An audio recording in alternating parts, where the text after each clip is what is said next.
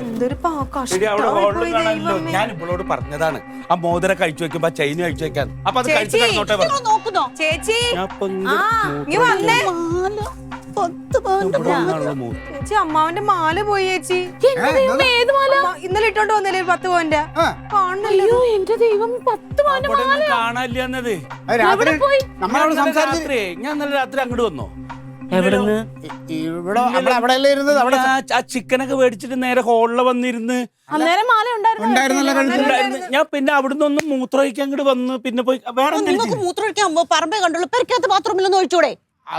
ചന്ദ്രനെ പൂർണ്ണചന്ദ്രനെ കണ്ട് മൂത്രമൊഴിക്കണം. എന്റെ ദൈവമേ,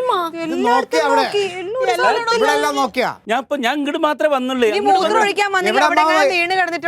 അവിടെയാണോ? ഇല്ല, അവിടെ ഇല്ല. ഞാൻ നോക്കിയടാ. നോക്കട്ടെ ഒന്നുകൂടെ. എടാ ഞാൻ നോക്കി. ചെറിയ സാധനം ഒന്നല്ലോ. 10 പവന്റെ എത്ര വലിപ്പമുള്ള മാലയല്ലേ? ആരെങ്കിലും ഒക്കെ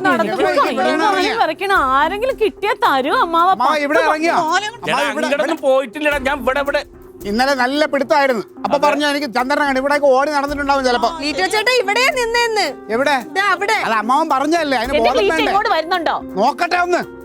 നീ അടിച്ചു വരുമ്പോ ഇവിടെ എവിടെയെങ്കിലും കിട്ടിയാ? പിന്നെ ഞാൻ റോഡ് അടിച്ചു വരാൻ പോവാ. 10 പവൻ പറയുമ്പോ എത്ര രൂപ മുതലാ? അല്ല ഇനിയിപ്പൊ തമ്പി അങ്ങനെ ആ വഴിക്ക് അങ്ങനെ അങ്ങോട്ട് പോകുമ്പോ തോന്നിയ ദിവസം പറയല്ലേ തമ്പിച്ചേട്ടനെ. എത്ര പേര് പോകും ഇതുവഴി? തമ്പിച്ചേട്ടൻ മാത്രാണോ പോണത്? ഒന്നാമത് ഇമാതിരിയുള്ള സാധനങ്ങളൊക്കെ സൂക്ഷിച്ചു വെക്കണ്ടേ. ഇത് ഒരു കാര്യം ചെയ്, സ്റ്റേഷനിലോട്ട് ഇല്ല കനകനോട് പറഞ്ഞിട്ട് പരാതി ഒന്നും വേണ്ടല്ലേ. 10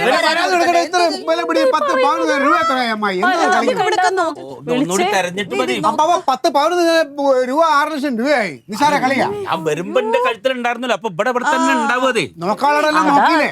ഇവിടെയാണെങ്കിലും വന്ന് തരേട്ടാരാന്ന് വെച്ചാ.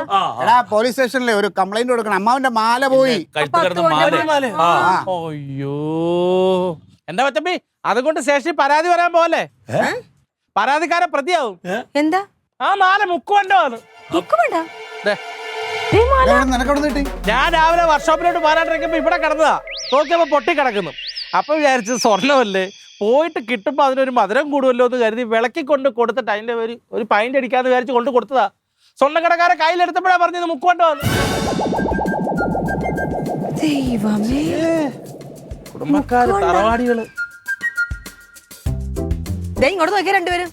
ഇത് മുക്കുകൊണ്ടാണെങ്കിൽ എന്നെ എന്തിനാ ഇത്ര ആദ്യം കയറ്റിയത്? എന്റെ എന്തോരം സമയം കളഞ്ഞെന്നറിയാ. ഇവർക്കൊന്നും പറയാറുന്നില്ല ഇത് മുക്കുകൊണ്ടാണെന്ന്. അല്ലടി ആ മാല കിട്ടിയില്ലെങ്കിൽ എന്റെ 4400 റുപ്യ പോയില്ലേ?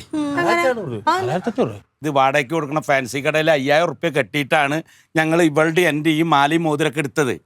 ഇത് കഴിഞ്ഞ് തിരിച്ചു കൊണ്ടേ കൊടുത്താൽ 600 റുപ്യ അവർ വാടക എടുത്തിട്ട് ബാക്കി 4400 റുപ്യ ഇങ്ങോട്ട് തിരിച്ചു തരും. ഈ മാല പോയി കഴിഞ്ഞാൽ 5000 കിട്ടില്ല. ആ ബേജാറില്ല ഞാൻ കടന്ന് ഓടി നടന്നു തരുന്നത്. അപ്പ അമ്മായി അത് മുക്കുവണ്ടോ? അവള് കല്യാണത്തിന് അവളുടെ എറണാകുളത്തുകാരുടെ കൂടെ ആളാവാൻ വേണ്ടിയിട്ട് പറഞ്ഞപ്പോ ഞാൻ ഒപ്പം നിന്നതാ. നിങ്ങൾ വലിയ തറവാടികളാ. പക്ഷെ ഞങ്ങൾ കൊടങ്ങാള കുടുംബക്കാർ ഇമ്മാരി പണി കാണിക്കത്തില്ല. ഇല്ലെങ്കിൽ ഇല്ലെന്ന് പറയും. അതെ. അയ്യേ മുക്കുകൊണ്ട വരുന്ന എന്തായാലും 2 മുക്ക് ടീം തന്നെ. മുക്ക് അമ്മായി ഇങ്ങോട്ട് നോക്കിയ മുക്കുദേവന് മുക്കുദേവതേ.